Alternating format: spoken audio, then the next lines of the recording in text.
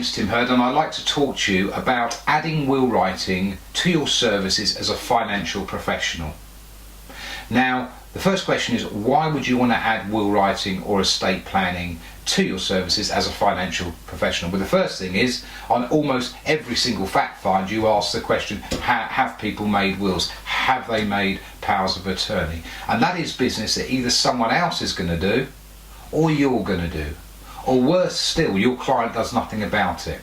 So by adding will writing to your financial practice, you're getting a much more holistic approach. You're earning more. A typical estate plan adds between £800 to £2,000 to your revenue per couple.